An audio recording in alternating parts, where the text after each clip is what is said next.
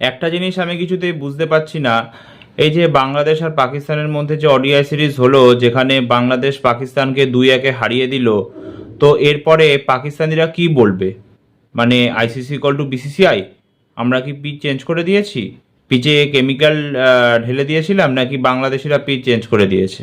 কি বলবে এরপরে? কারণ আমরা তো এটাই দেখছিলাম না, যে প্রত্যেকটা ম্যাচে যখন বাংলাদেশ ব্যাটিং করছিল তখন পিচ একদম দারুণ ছিল, বিশেষ করে ফার্স্ট আর থার্ড ম্যাচে। আর যখন পাকিস্তান ব্যাটিং করছিল তখন একবারে খেলতেই পারেনি। ফার্স্ট ম্যাচে যেখানে পাকিস্তান ফার্স্টে ব্যাটিং করে 30 ওভারে 114 রানে অল আউট হয়ে যায়, সেই পিচেই যাকে বলে বাংলাদেশ মাত্র 15 ওভারে 115 রানের টার্গেট চেস করে না, 2 উইকেট হারিয়ে। থার্ড ম্যাচে যখন ব্যাটিং করছিল বাংলাদেশ, তখন অনায়াসে ব্যাটিং করলো, ফার্স্ট উইকেটে 100+ রানের পার্টনারশিপ হলো, তামিম যাকে বলে 100+ রান স্কোর করলো এবং 290 রান স্কোর করলো। সেখানে পাকিস্তানের ব্যাটসম্যানরা আমরা দেখলাম কীভাবে স্ট্রাগল করলো। প্রত্যেকটা ব্যাটসম্যান পাকিস্তানে স্ট্রাগল করেছে, শুধু সালমান আলী আঘা ছাড়া। তাহলে তো এরা আবার কি বলবে তাহলে?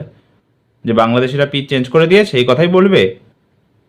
আবার তো অনেক পাকিস্তানিরা এই কথাও বলছে যে আমাদের না এটা যাকে বলে সি টিম ছিল, আমাদের মেন প্লেয়াররা তো আর থেকে বেশি কেউই খেলেনি, সেই কারণে বাংলাদেশ আমাদের হারিয়ে দিয়েছে। আমাদের মেন প্লেয়াররা খেললে যাকে বলে আমরা বাংলাদেশকে অনায়াসে হারিয়ে দিতাম। আচ্ছা, 2015 সালে যখন পাকিস্তান বাংলাদেশে ট্যুর করেছিল তখন তো 3-0 সিরিজ হেরে গেছিল, হোয়াইট ওয়াশ করেছিল বাংলাদেশ পাকিস্তানকে। তাহলে আবার তো অনেক পাকিস্তানিরা এই কথাও বলছে যে আমরা 4 নম্বর র্যাঙ্কের টিম আর 10 নম্বর র্যাঙ্কের টিম, বাংলাদেশ আমাদের হারিয়ে দিল, এর থেকে লজ্জার আর কী হতে পারে? তো এই হচ্ছে এদের ব্যাপার। পুরো টি20 ওয়ার্ল্ড কাপ জুড়ে যাকে বলে এরা কান্নাকাটি করে গেল যে আমরা নাকি পিচ চেঞ্জ করে দিয়েছি। যখন পাকিস্তান ব্যাটিং করে তখন বোলিং ফ্রেন্ডলি পিচ থাকে, আর যখন বিপক্ষ টিম ব্যাটিং করে তখন নাকি ব্যাটিং ফ্রেন্ডলি পিচ হয়ে যায়। মানে এদের কান্নাকাটি শেষ হয় না। আর এগুলো বেশিরভাগ বলে এদের এক্স ক্রিকেটাররা। আমার হাস্যকর লাগে এদের এক্স ক্রিকেটারদের কথা শুনতে, যে কীভাবে এরকম কথাবার্তা বলে। যারা দেশকে রিপ্রেজেন্ট করেছে তারা এরকম উল্টোপাল্টা কথা বলে কেবলমাত্র ইন্ডিয়ার ওপর জেলাসির জন্য। এত জেলাসি?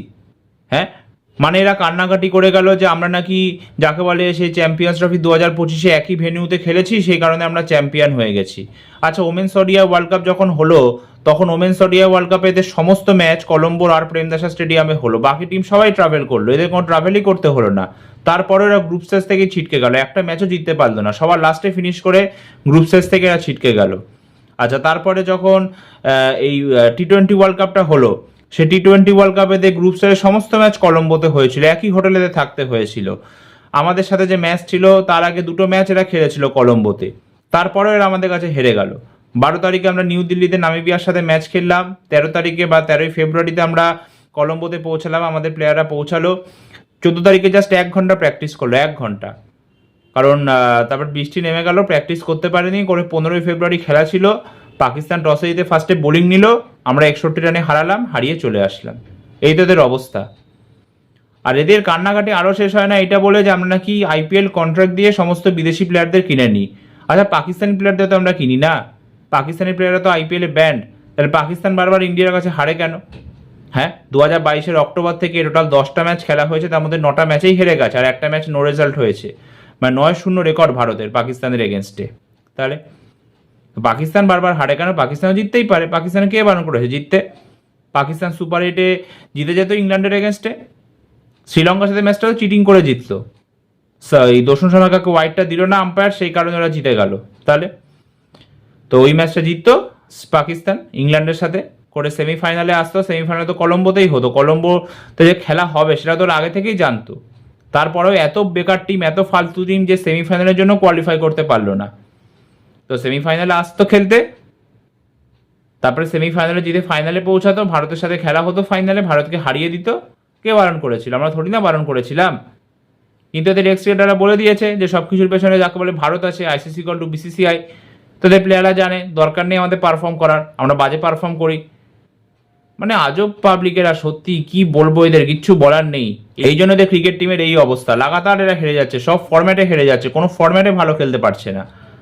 উসমান তারিক, ওই উসমান তারিককে নিয়ে ওদের ওই কি যেন সিলেক্টর রাকিব জাভেদ বলছে জাসপ্রীত বুমরা নাকি পেস বোলিংয়ের যাকে বলে উসমান তারিক। আচ্ছা, কোথায় জাসপ্রীত বুমরা, কোথায় উসমান তারিক? হ্যাঁ, 500-র ওপর ইন্টারন্যাশনাল উইকেট নিয়ে বসে আছে জাসপ্রীত বুমরা, 2খানা আইসিসি ট্রফি জিতিয়েছে ইন্ডিয়াকে। 2024-এর টি20 ওয়ার্ল্ড কাপে প্লেয়ার অফ দ্য টুর্নামেন্ট হয়েছিল, এই টি20 ওয়ার্ল্ড কাপের ফাইনাল ম্যাচে ম্যান অফ দ্য ম্যাচ হয়েছিল, যেখানে নিউজিল্যান্ডের বোলাররা পুরো মার্কে শেষ হয়ে গেছিল, সেখানে বুমরা 4 ওভারে 15 রান দিয়ে 4খানা উইকেট নিয়েছিল। সেমিফাইনালে ওরকম ফ্ল্যাট পিচে 4 ওভারে 33 রান দিয়ে 1খানা উইকেট নিয়েছিল। আর এই উসমান তারিকের সাথে কম্পেয়ার করছে? হ্যাঁ, উসমান তারিককে তো মেরে পুরো ফাটিয়ে দিল শ্রীলঙ্কার ব্যাটসম্যানরা লাস্ট ম্যাচে। সবাই জানে বেশি দিন টিকতে পারবে না, এরকম অনেক বোলার এসে গেছে, সবার এরকম দুদিনে ক্যারিয়ার শেষ হয়ে গেছে। কোথায় উসমান তারিক আর কোথায় জাসপ্রীত বুমরা? এখনও জাসপ্রীত বুমরাকে খেলতে পারে না কোনো ব্যাটসম্যানরা। 10 বছরের ওপর খেলে ফেলেছে বুমরা ইন্টারন্যাশনাল ক্রিকেটে। লাস্টের দুটো আইপিএলে 6.4 6.5 ইকোনমিতে বোলিং করেছে এরকম ফ্ল্যাট উইকেটগুলোতে। আর এরা জাসপ্রীত বুমরার সাথে উসমান তারিকের কম্প্যারিজন করছে। হ্যাঁ, কি বলবো, কিছুই বলার নেই, এদের হাসি পায় এদের কথা শুনলে। তো এই ভিডিওটা এতটাই, আবার দেখা হবে একটা নতুন ভিডিওতে। ততক্ষণ সবাই সুস্থ থেকো, সাবধানে থেকো, ধন্যবাদ।